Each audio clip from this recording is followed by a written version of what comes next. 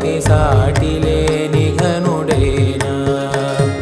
నీరజాక్షి అలిగే వేళ నుడి విల్లు ముడి వంచగలడా సడే చాలు శత సైన్యాలు నడిపే ధీరుడైనా